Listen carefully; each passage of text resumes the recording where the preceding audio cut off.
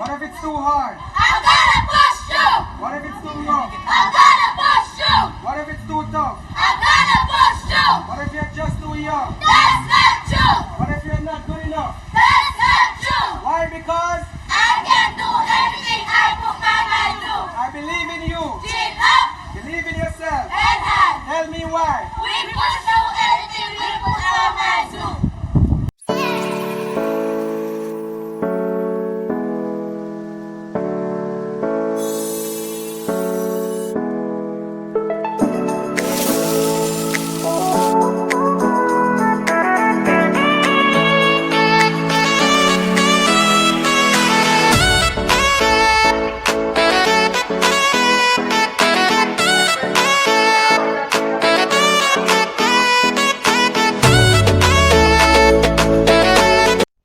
Okay, students, we are going to look on the subject science, and our topic is mass and weight.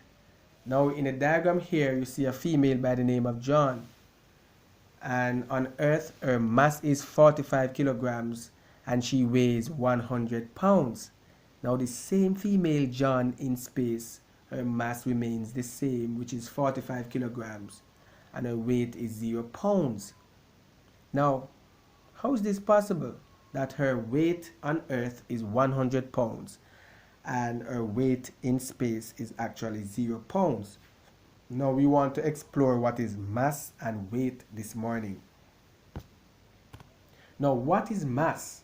Mass is the amount of matter in a body or object.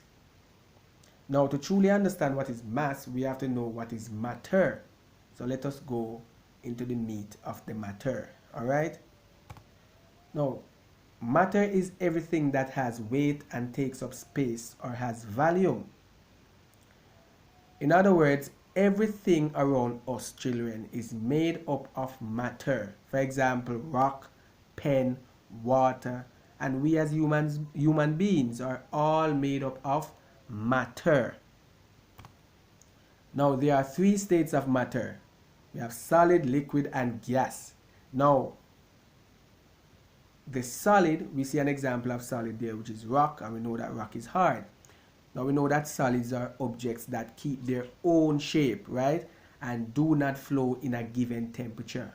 That's why I'm saying that rock is hard, rock is tough, all right? Other examples of solids are desk, glass, and most metals.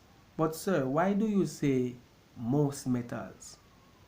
I think that all metals are solids. No, you have a metal that is called mercury that is actually liquid.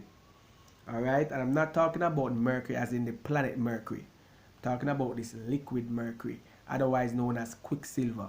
So you can check that out on your own time. Alright, now the other state of matter is liquid, and an example of the liquid there is water and ice, and we know that ice is a solid, but when it melts it becomes liquid. So we know that liquid flow and move around a little. What about air, which is a gas? So that takes us to the next state of matter, which is gas. Air is a gas, all right?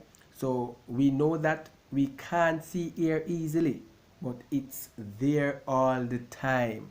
So in other words, air is always present. All right, for example, the air we inhale is actually gas. All right, so you might be wondering, how is air matter and how it has weight? All right, let us see. We take two empty balloons and tape them to the ends of a meter stick, as you see in the diagram there.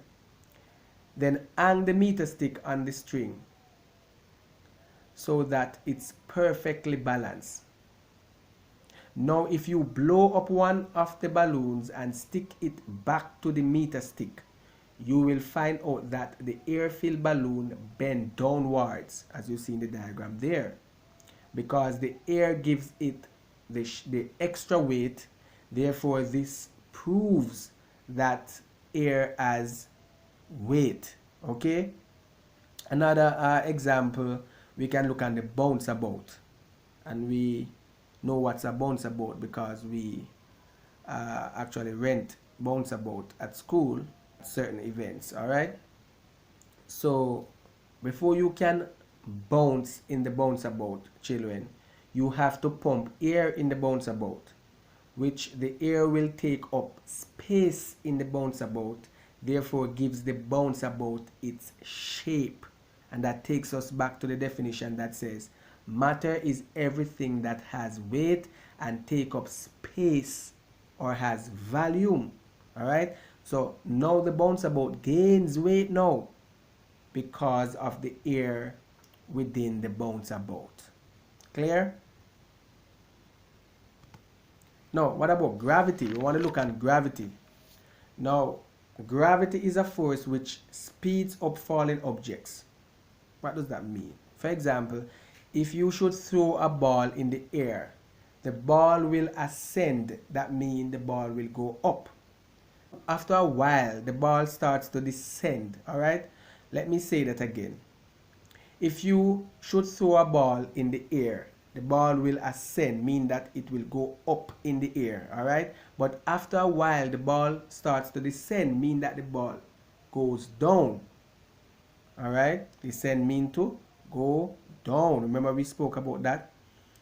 This is because of the gravitational force that is pulling on the ball, bringing it down. Okay? So things fall to the earth or remain because of the force of gravity. Now, if it wasn't for gravity, children, we would not be standing on the earth. Instead, we would be floating in the air. Okay? For example, the apple falling from the tree, as you see in the diagram. Now, why the apple never ascend instead of descend? The apple descend because gravitational force pulling the apple down to the earth. Okay, you see it in the diagram there. Now, the next point says, therefore, gravity is the force which pulls everything to the earth and gives weight to objects.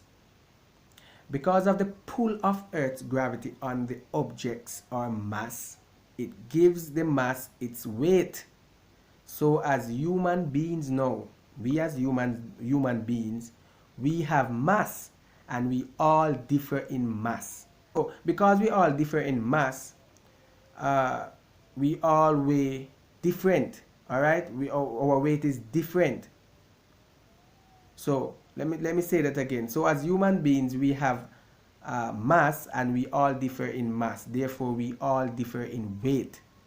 So this is a result of the Earth's gravitational pull on objects or things with different mass. All right. Now, to give an example of this, Jimmy is fat and weighs more than Tom, who is slim, right? As a result, it takes more gravitational pull to keep Jimmy on the earth than it would Tom. Therefore, Jimmy has more weight than Tom. Let me say that again. Jimmy is fat and weighs more than Tom, who is slim, all right? And as a result, it takes more gravitational pull to keep Jimmy on the earth than it would Tom. Therefore, Jimmy has more weight than Tom. Okay? So, that takes us to the next point. What is weight? Now, weight is a force exerted on masses because of gravity. Alright, let me read it again. Weight is a force exerted on masses because of gravity. Alright. Now, mass is always the same and it does nothing, or I should say it does not change, but weight can be changed depending on the gravitational field. Let me say that again. Mass is always the same and it does not change, but weight can change depending on the gravitational field. So it's not that John lose weight or on a strict diet. It is because it's a different gravitational field, and that take us back to the picture at the beginning. So it's not that John, which is the female there, lose weight or on a strict diet. It is because it's a different gravitational field from Earth. So Earth is a different gravitational field from space. Alright? So mass is always the same. As we see, the mass on Earth is 45 kilograms for John, and in space the mass for John is the same as 45 kilograms. So on Earth, John mass is 45 kilograms, and in space is 45 kilograms. So it remains the same in space. However, the weight changes. Alright, so we see that John weight is 100 pounds and John weight in space is 0 pounds. So on Earth, John's weight is 100 pounds, and in space John's weight is 0 pounds. So it's not that John lose weight or on a strict diet. It's because of the different gravitational field. So in space it takes less gravitational force to pull an object. On Earth it takes more gravitational force to pull an object. Alright, so it all depends on the gravitational field. Alright, so that takes us right to mass, weight and gravity. So when we stand on Earth, the gravity gives our mass is weight. Remember that we human beings have mass. Alright, so when we stand on Earth, it is the gravity that gives our mass its weight. Alright, the fact that we live in a gravitational field or a gravity field, because gravity is all around us, causes us to have a weight. So mass is always the same, as I said before, and it does not change. Alright, but weight can change depending on the gravitational field. Alright, so you see in the diagram here, there are two gravitational fields here, one on Earth and one on the moon. And we see that on Earth, 75 kg this man weigh on Earth, and on the moon this man weigh, well, same man, he weighs 12.45 kg. So on Earth he weighs 75 kg, and on the moon he weighs 12.45 kg. So that means there are different gravitational force acting there. Alright, so as I said, in space it takes less gravitational force, and on Earth it takes more gravitational force. So it all depends on the gravitational field that makes the weight differ. Alright, so we're gonna move right to Newton meter. Alright, so Newton meter or force meter is the same thing. If you see the word Newton meter or you see force meter, is the same thing, and the symbol for the unit of measurement is N, which is a capital N for Newton meter. Alright, and we write the unit of measurement with all common letters, which is N, E, W, T, O, N, all common. Alright, good. So how the Newton meter is used, how the Newton rather meter is used. And before we go into that, we know that the Newton meter is used to measure force, right? So this instrument here that we are looking at is used to measure force. Don't forget that now. Now, how is this Newton meter used? Force meter or Newton meter contains a spring connected to the metal hook. The spring stretches when the force is applied to the hook. The bigger the force applied, the longer the spring stretches and bigger the reading or readings. Alright, let me read it again. Force meter or Newton meter contains a spring connected to a metal hook. The spring stretches when the force is applied to the hook. The bigger the force applied, the longer the spring stretches and bigger the readings or reading, all right? And the unit of measurement was named after Sir Isaac Newton. So that's how this instrument was named. It was named after Sir Isaac Newton. And Sir Isaac Newton is a scientist in the 1600s. All right, a scientist by the name of Sir Isaac Newton studied position, motion, force. He observed that force is needed in order to change the motion of all objects. So he was the one that this unit of measurement, which is the Newton meter, was named after. All right, Sir Isaac Newton. So this instrument get his last name. All right. Good. So, summary. So, we just want to know that bigger objects do not always have more mass. Don't get it mixed up now or twisted that bigger objects has more mass than smaller object. So, for example, in this case of a small cube of lead and a block of styrofoam, and we all know what's a styrofoam, right? We all know what's a styrofoam because when your mother or your father or any family member, when you see they buy their appliances such as their stove or their fridge, you know, sometimes it comes with styrofoams, and the styrofoams help to protect that appliance from getting a hit or something.